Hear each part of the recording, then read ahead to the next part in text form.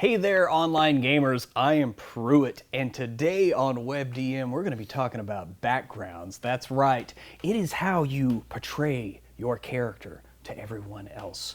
Whether you're a sci-fi pilot shooting down the enemy, or maybe you're a fantasy explorer at the top of a mountain, or a cyberpunk city and towering buildings, and you could even be in the heart of an ancient necropolis because you're a Like, what's all this? What are you doing? I'm showing people like how you can use backgrounds to kind of... We're talking about the player's handbook ones, man. The player's handbook backgrounds, not these things. Come on, man. Did you read the Slack channel? Okay, I was wondering how we're going to do 30 minutes on this. Okay, I'll just... Where did you even find it? I don't... It's a green screen. You get them online. Green screen? Yeah. Anyway, all right. Well, whatever. Well, welcome to WebDM, and we're here to talk about character backgrounds, and you'll excuse my sleep-deprived partner.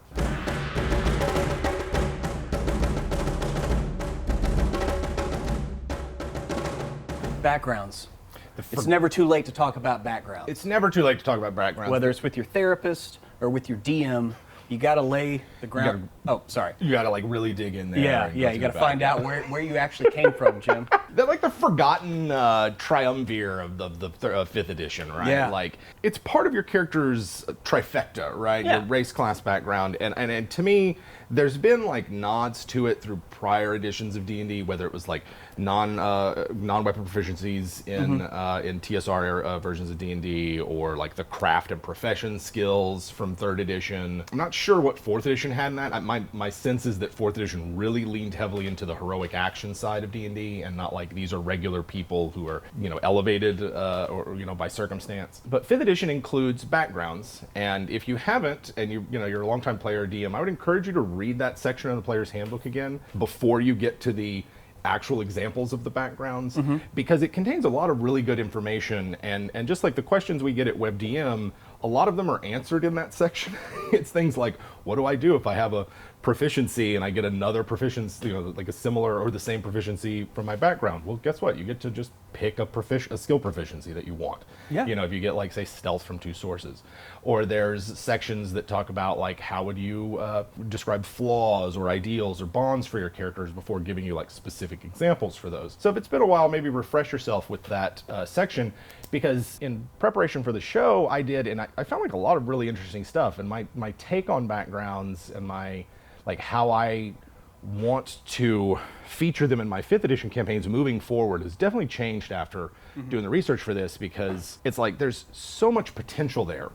And I really think that outside of Guildmaster's Guide to Ravnica, backgrounds have just been left on the table as like this neat thing that 5th edition introduced and could make really central to your character, but haven't quite been developed as much as some of the other stuff that is a legacy item from prior editions of D&D. Yeah, a lot of people just like, oh, it's a couple skills and a thing and a tool and a language. Yeah, that's cool. Whatever. That's cool. Whatever. And then maybe they roll the example, character traits that they have, and maybe they role play them out, maybe they don't. But all those things are tied to, say, inspiration, which again, this is where that particular rule is laid out, which is like famously forgotten about and not used. Not just because it's in the realms either. And sort of, all these people that are trying to figure out how to make inspiration more relevant and bring it into more of their games. It's like, yeah, this is a way to do it. Yeah. Oh no, I'm right there with you, and I'd like to personally thank Guildmaster's Guide to Ravnica for affecting you so. It really did. Because I love the inspiration that it is obviously like birthed in you. Yeah. And I do love it how you can really tie that background so much more deeply. I wish in my Star Bound campaign I would have been a little bit more hands-on with, say, DeKool's background, growing up at this monastery, and actually really develop that monastery, and like maybe there's a chain of them, things like that. So it's not just like, oh yeah, I'm from a monastery in the mountains. Right. The backgrounds in the PHB, and to a lesser extent, Sword Coast Adventurer's Guide, are incredibly generic. Now, Sword Coast, they're specific to the realms, but they're they're sort of like showing you how you can take the generic versions from the PHB and then like make them into something more specific. But the ones in the PHB are like, you could easily play a entirely non-fantasy game with these backgrounds, right? Entertainer, criminal, outlander, sailor. These are professions, backgrounds, social your social status, sort of like your place in society. In that sense, they're a powerful tool for world building. They're a powerful tool for characterization and bringing your character to life. But they need to be more than just these generic things that are presented. Yeah. And I think that's why the player's handbook gives players so much leeway in crafting their backgrounds and in saying, like, no, this is your character's background. Like, really make something that brings out who they are. How did they come to be the person that they are? How did they get the stuff that they acquired? How did they learn the skills that they have? Like, their background is a way to both express that and tie them into the larger world that the Dungeon Master's creating.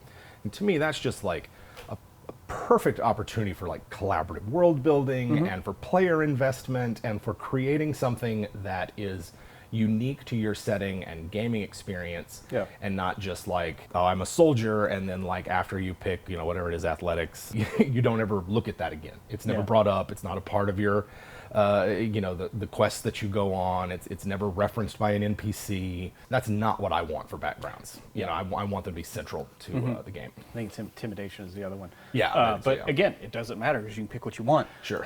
Because why be just a noble when you could really tie it into your world with like, no, the aristocracy has fallen. Right. You were a noble. Yeah. Now So the maybe worthless title. that position of privilege, you would change that feature a little bit, which we'll get to later. Yeah. But you can really start like needing that background and fitting it right into where you want. The thing to ask yourself when you're doing these backgrounds is the ways in which you can tie them specifically into your world and how much you want to put in the player's hands for them to create themselves. Because let's take like the first background that you get, like Acolyte.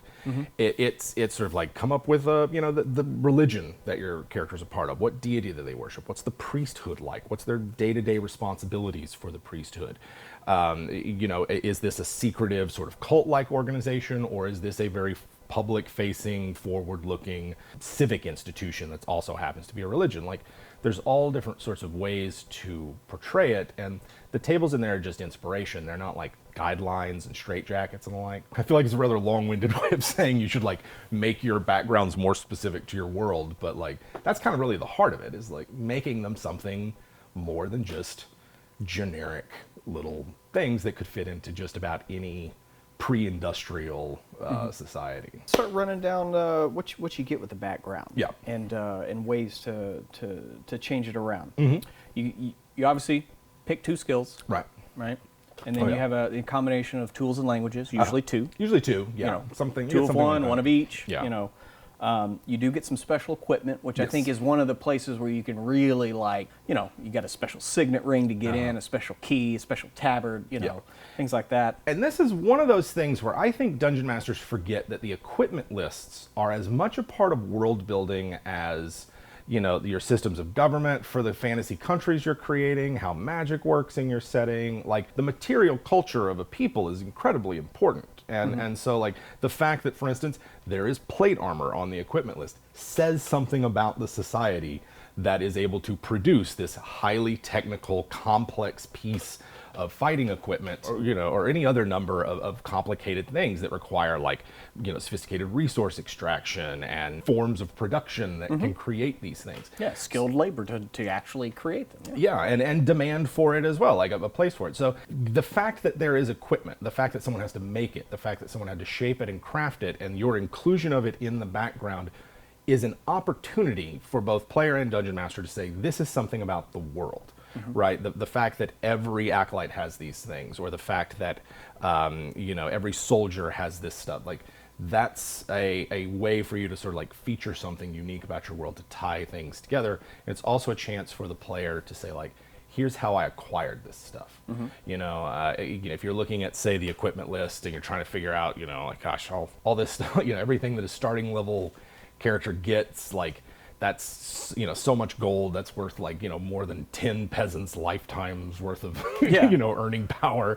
You're gonna have to knock off a dragon or delve in a few dungeons before you can get that plate mail usually. Right. So you want to give that some thought, and the same with your skill proficiencies, tools, and everything. Like, where do they come from? How'd you get them? Well, I mean, could a DM not tie in like that equipment maybe in with a special feature? I'm jumping ahead a little bit. Yeah. But I mean, if you were part of an organization, whether it be like a church or military, something like that, and part of that that rank, where normally you get your military rank. Well, what if part of it was no, you get access to better equipment. Right. At first level, if you join this army, you might be able to get full plate. Sure. You might be able to get a silvered sword, like Yeah.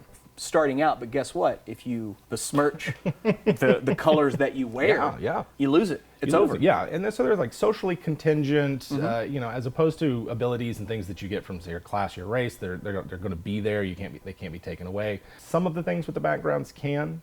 Yeah. Like guild memberships. I mean, Sure. Yeah, guild membership. Whether or not you're a respected veteran who can just go to your former soldiers and sort of request things from them. I don't know. Like, is it appropriate for a tier 3 character to still be a street urchin?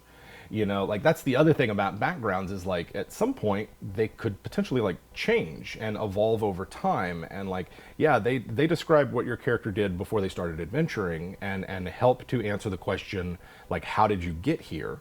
But as you level up in, gaining levels and your character's place in the world changes, then like, perhaps it's appropriate to alter the background feature, alter the skill proficiencies you get from them, maybe add another one just, for the fun of it or something, reflect the change that your character's going through that. Yeah, you're talking basically like between Rambo 2 and 3, like where he goes to the monastery for a while and decides to take up stick fighting. Yes. And that would be like his background before he goes back to being a soldier in Rambo 3 in Afghanistan. Yes. Yeah, it's no, exactly I'm with you. Like that. It's exactly like that. The same thing. We're on the same page. Yeah. Rambo 3, best for Rambo. All of these are opportunities to make the backgrounds in your world more specific. They're opportunities to make everything about your game more specific. And the reason why I'm sort of like harping on this and keep repeating it is because it's specificity which will encourage player engagement. Yeah. If you present a generic world that doesn't have detail, that's just kind of like, oh yeah, it's generic land, with the same fantasy stuff that everywhere else has. The brewers, they brew mead. Yeah, they do things, and there's villagers here, and they're villagey. It doesn't inspire.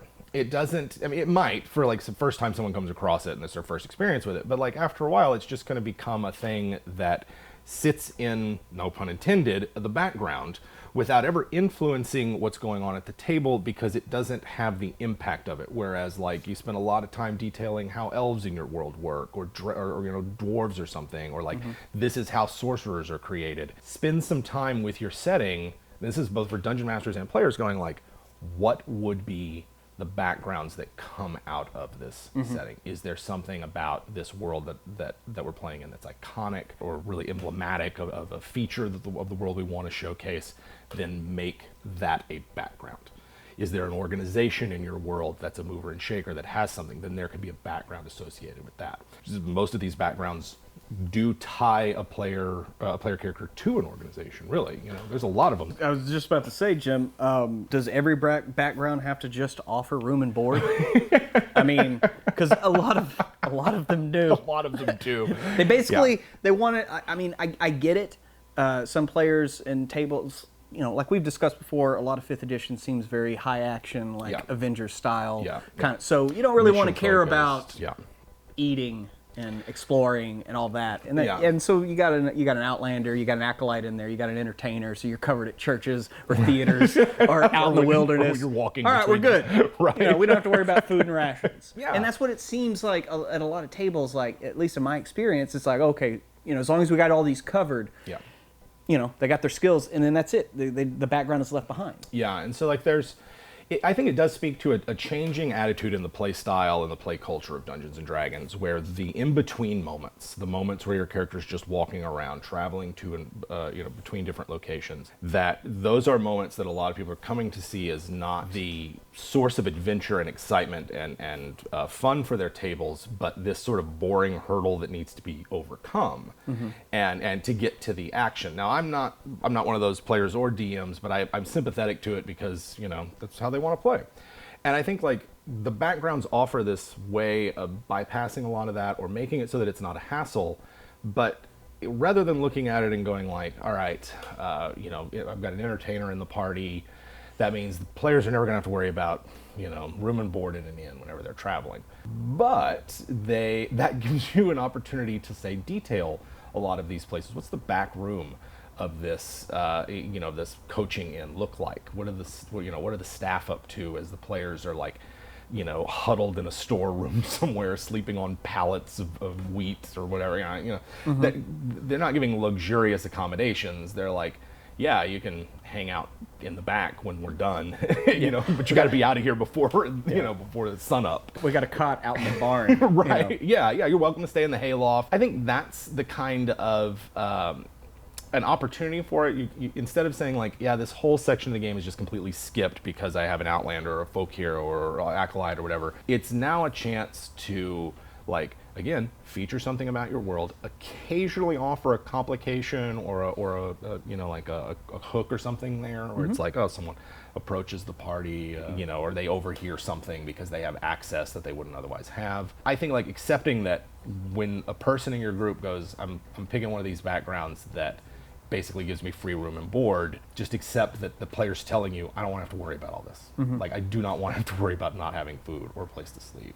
Well, I'll say this, kind of go into that whole complication when staying at an inn or establishment. I don't know if you ever saw the movie Green Room, but you should, because it is the story of like 4 bards who go to the wrong bar, the wrong music hall or whatever bar, and they play their set, and then they go backstage hanging out, because they can, and they hear and see the wrong thing. I hadn't seen it, but I saw the trailer and I was like, this is like a D&D, like it looked like a D&D setup. It is. It's a D&D modern, with no D&D magic modern. setting. Nice. Yeah. So like all these things kind of like talking around, what I see is sort of the central thing about the backgrounds, which is their feature. Yeah. Right? And the feature is, I think, a misunderstood element of the background. At least for me, for a while, I was like, oh, well, why aren't these aren't, where's the oomph here? Where's the, this isn't on par with a class ability. It's not even really on par with like a racial feature or something. You just sort of have a thing. Usually it's like a toggle. You either have it or you don't. I mean, it is, they are social or exploration ribbon abilities. Mostly, right? yeah. And I mean, and they cover one aspect of that, and they almost feel just like kind of like cheat codes in a game, like in your RPG. Yeah. The food cheat code is flicked here, The I don't want to ever have to pay for a ship again cheat code. Yeah, I mean... What cheat code's being flipped with the Sage, though? Because the Sage is like... They know it or they know where to find it. They know it or they know where to find it, but I would expect the Sage to have like... And have access to the library. Yeah, have access to it, yeah. I can see that. To me, it seems more like it's a quest generator more than anything, where it's like, yeah, you know where to find it. Here's the event, this is what you would have to do. Yeah, we have to travel up to the mountains into the stone library or blah blah blah of the giants. Right. Well, we have to get them to get the books. They're all 2 stories tall. Yes. They're giant, these big round things. So I think like I could see a giant spell book where it's like 10 feet to a side and it just requires a strength check just to open. Anyway, that's just another thing entirely. That's right there. Totally using spells in it. Totally using that. So to me, the background feature is like, what's the point of this thing? And to me, it's like you're saying, it is a mostly social, but sometimes exploration ribbon ability. And it's the social ones that I'm most interested in, because to me, that is the intersection of your character as a game construct and the game world as a fictional place.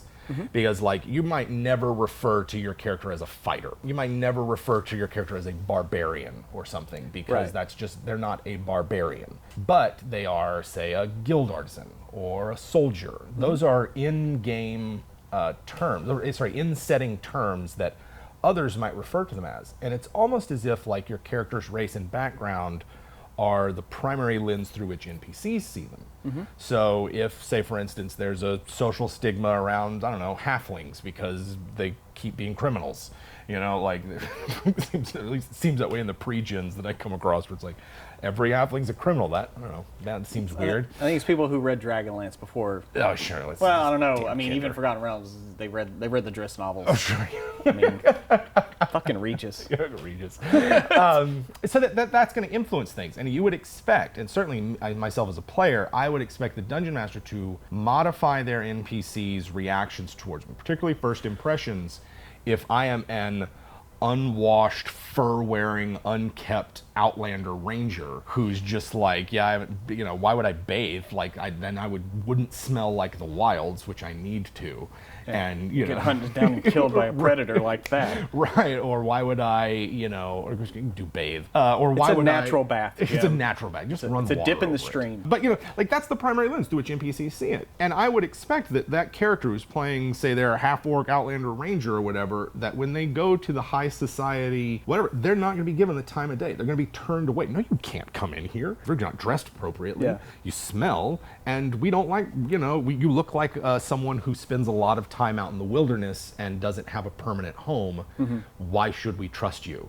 Versus the well-dressed, noble cleric who comes in, part of the local establishment. Or the NPCs play the NPCs a slightly different way, where it's kind of the almost insulting curiosity because, oh, you're so weird. The exoticizing. And that way you introduce a little tension, make the character uncomfortable just to see. There's a lot of different ways that you can play with this, and I think for DMs looking for inspiration for like on the fly, I don't want to have to roll anything, I want this role playing to be natural, then like using the PC's backgrounds coupled with their race, maybe their class if it's something obvious, right? Like if they're walking around with a holy symbol and the priestly vestments on, even if they're not an acolyte, they're probably still considered like a priest, if that makes sense. But I also think that like your ideals, bonds, flaws come into that. Like if they have a flaw that they brook no insult, then by all means, if they go to a big party and they're a rustic type, throw an offhand insult at them. Yes. Like encourage them to play that up.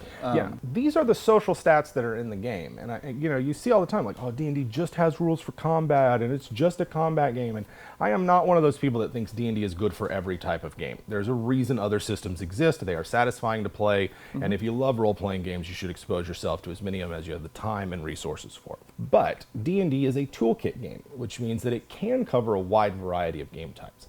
And for the social, encounter, for the social game, for the intrigue game, your character's background are those stats, right? Like Pruitt's saying, like all their character traits, all the personality traits, those are things that the NPCs are going to want to find out. What is your character's flaw? Were you rolled up a noble and you picked my character's flaw are the carnal pleasures of the flesh, because that sounds really fun. Yeah, come on, Tyrion. Right, until your DM starts like trying to work that, until the NPC summons a devil and has that devil work that flaw or something like that, or has them threaten a bond, or have them make you compromise an ideal. You acquire different, say, personality traits as your character games, and maybe there's some tension there as your character like develops negative personality traits because of the stress and danger that they go through. These are all things that tie into that social element of gaming, the social interaction, that pillar. Not giving these things equal weight, not like paying attention, like figuring out how they fit into their world, means that you might not have satisfying social encounters because you're not putting in the groundwork to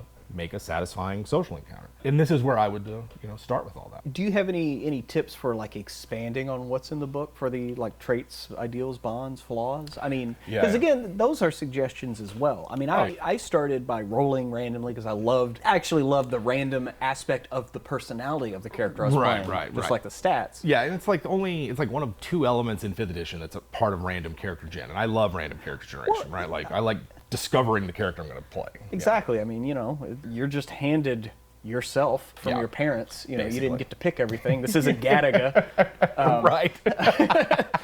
What are some ways to kind of think outside of what they already have? So, I mean, I might start with the Xanathar's life path stuff and just see what's inspirational there. The Xanathar's Guide, sort of like life path, character creation, or I forget what actually it's called. I call it life path. I would start there and see if there's something inspirational there. What kind of questions are they trying to answer?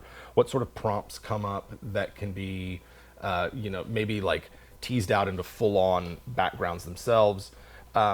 But the other elements, at least from official sources in 5th edition, that I would use as a springboard for further developing backgrounds are, as we mentioned, Guildmaster's Guide to Ravnica. And if you haven't watched our video on that, we go into really great detail about the backgrounds there. But in a nutshell, those backgrounds are what the faction agent background in SCAG should have been, because they tie the PC to a larger organization. They detail how much status and influence and resources they have available at different points in that organization, as well as a background feature that like is heavily tied into that world, coupled with tables that generate NPCs, which are embed the player character in that world even further. And then the whole chapter where you use all that information to generate adventures is just gold. Yeah. So in terms of just like what's been offered in the main D&D books, I think Haunted One is probably my favorite of the backgrounds, because it's clear that this is a class, or this is a background from a Dungeons and Dragons world, right? That table of what that table of what happened. A hag raised me.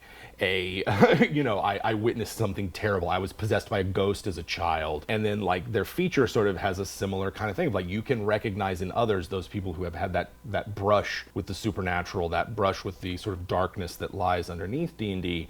And I want to see a lot more backgrounds that are in that vein, as opposed to the generic, this could be a no magic, 100% historical kind of setting. I think you could also alter the feature a bit. You know, you could easily replace the feature with a custom NPC that's from your background, someone that you know, and that can do the occasional favor for you or get you some kind of access. You could rework them to be more like special abilities, like say the urchins, which allows you to travel across urban landscape It's quicker. the parkour feature. Sure, right. They could all have something like that, which interfaces with the game mechanics in a different way than they already do. I think for me, I would just turn them all into something specific.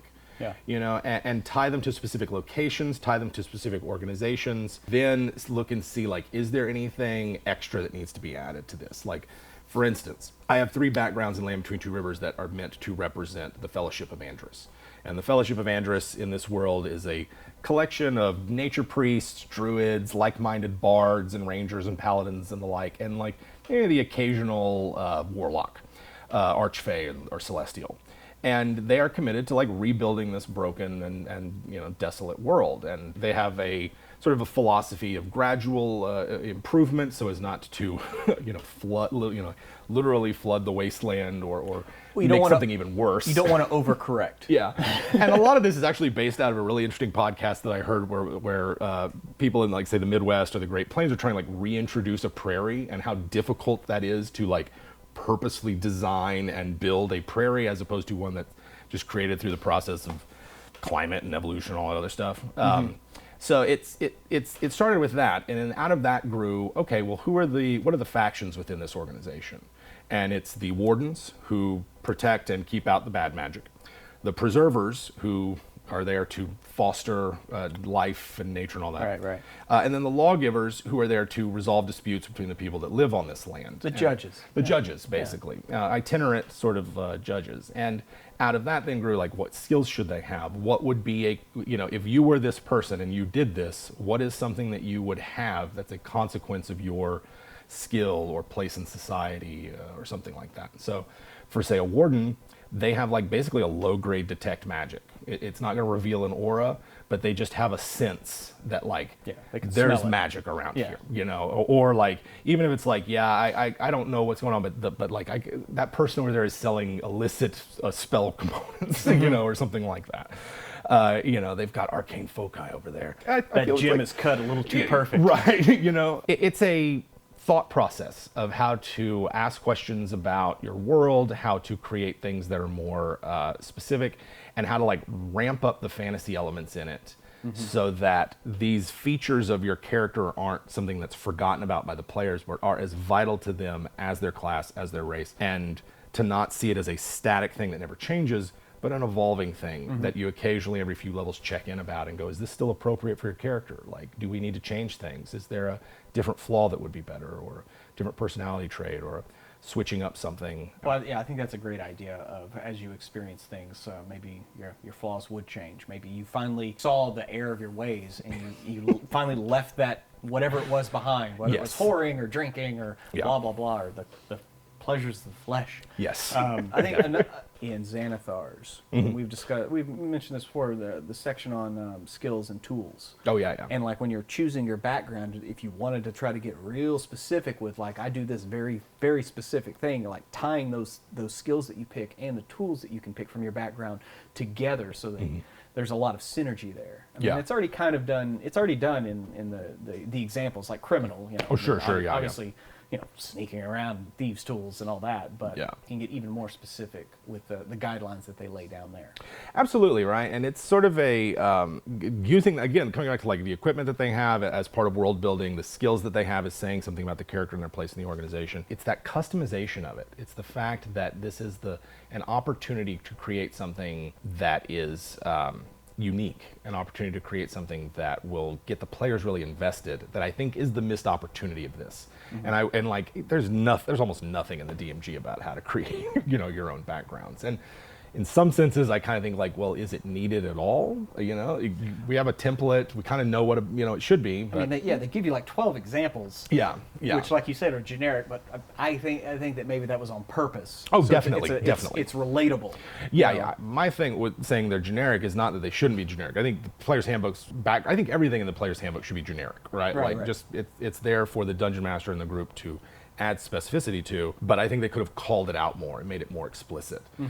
There's a lot of calls in there to work with your DM to develop this and develop that, and collaborative world building is really different in terms of Dungeons and Dragons, not in terms of RPGs overall, but in terms of D&D, it's usually the DM has a world. They present it to the party. The players accept or reject based on whether they want to play or not, and there's usually not a chance to influence back. Usually this is seen as the prerogative of the DM, and yet in the player's handbook, there we are. You can make these up yourself. You can, you can create custom ones. It's not suggested that you need your DM's permission, just that you work with them to come to a compromise. Yeah. And so I think that sense, backgrounds are a really, I don't know, if they caught on, if they were developed more, if they were emphasized more, we would see more of that collaborative world building that goes on. So head on over to Patreon for our weekly podcast and so much more. Want to see us play? We've got games every week on Twitch, which we upload to our second YouTube channel, WebDM Plays. If you like the video, hit that subscribe button, click the bell, give us a thumbs up, and tell us in the comments. Thanks for watching. Rambo 3, best for Rambo. I mean, they did have a helicopter and a tank playing chicken. That's all I'm saying. That's true. Yeah. Why the helicopter did that, I'm not really sure, but I guess hubris. It's a mighty beast to overcome. It's one of those big helicopters, one of those Hind D's, Soviet helicopter. Anyway, all right. Shoot them in the bottom of the glass. They found that out the hard way.